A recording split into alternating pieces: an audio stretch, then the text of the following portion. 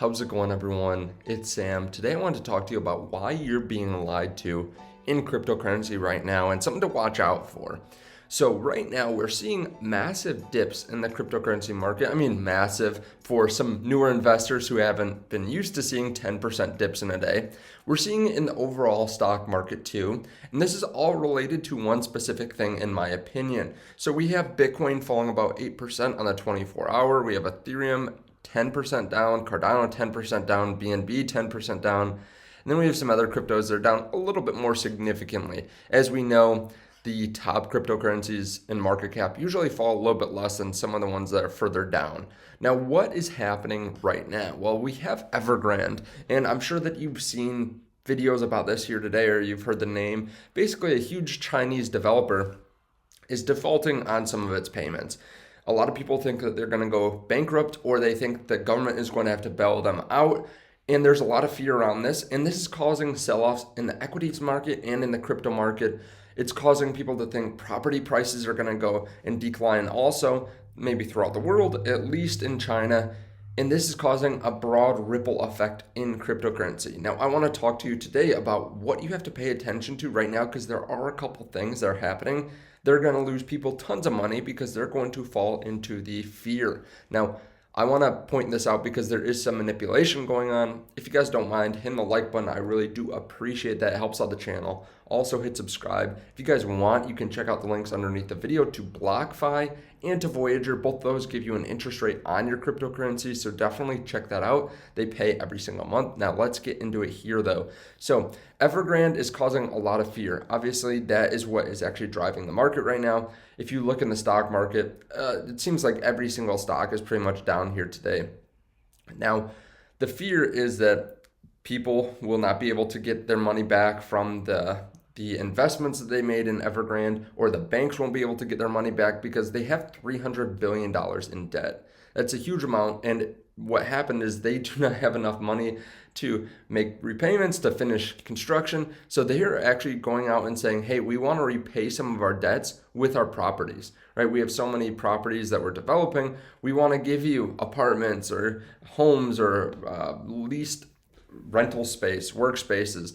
And they want to liquidate that way, which is an interesting way of repayment. But what's happening is it causes people to want to liquidate positions to either go buy these properties or liquidate positions because they're fearful that, this company itself won't be able to repay the banks, and the banks are going to have to liquidate positions to then cover some of the debts that they have here. So there's a lot of shifting of money around. A lot of it is going to cash right now to either get ready to buy the dip or to make up for the fact that they have been losing money, or just because people think that they're going to be losing more money in the future because they think that this is a ticking time bomb. Now, what's happening here is a lot of fear, a lot of people getting out of positions, and obviously that's what we're seeing in the markets. But also we have to remember that the cryptocurrency market is not the same as properties, it's not the same as stocks. There is a lot of manipulation in cryptocurrency still. A lot of people are sitting there, a lot of big whales are sitting there realizing that, hey, they can take advantage of a situation like this by selling off and then hopefully causing some of the longs to get triggered by stop losses or to get liquidated. And we also have manipulation coming in the form of media.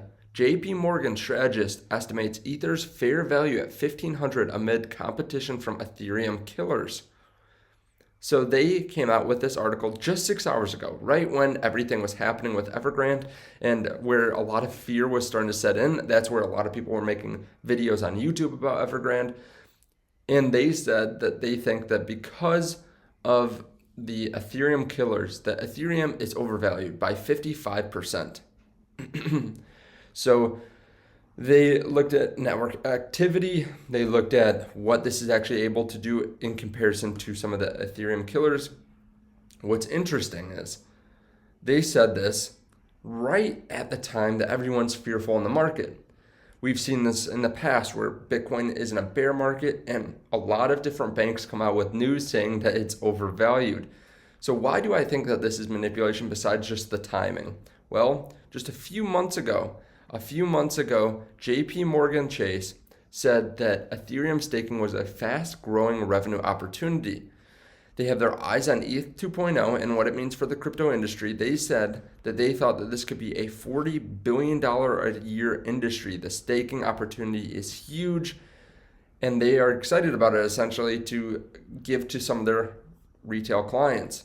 Now, I think that the important thing to remember is the value in Ethereum comes from Metcalfe's law. It's really obviously it's the product, right? You need a good product, but also part of the value in Ethereum comes from so many people already using it. The value of the network of Ethereum is proportional to the square of the number of users. As they get more users, it becomes exponentially more valuable. That is something that has on every one of the Ethereum killers. They have a lot more built on it. They have a lot more people using it. A lot more people know how to use it. So we have banks and other news formats and newsletters and stuff like that are trying to manipulate prices down of some of the top assets that they want to get into or their clients want to get into.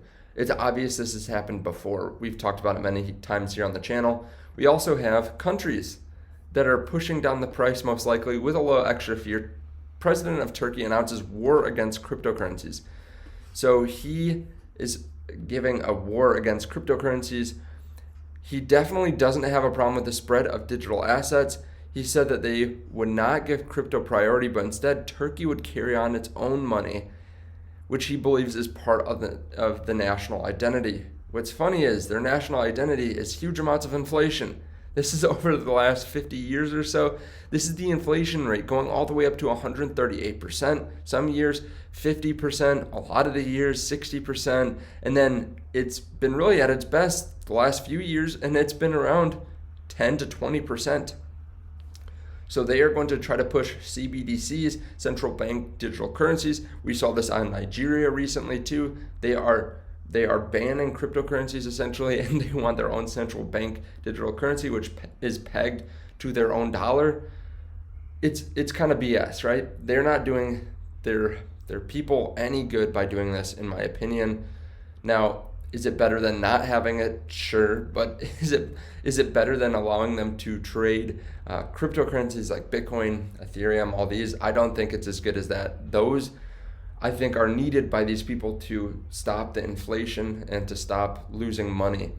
I think that would really help the people. Now, of course, they lose power. The country loses power when that happens, but that would be good for the people in the countries. Now, we're seeing, like I said, a little bit of a dip, a big dip in the overall market on the 24-hour, but we're starting to see a little bit of recovery in the last 1 hour.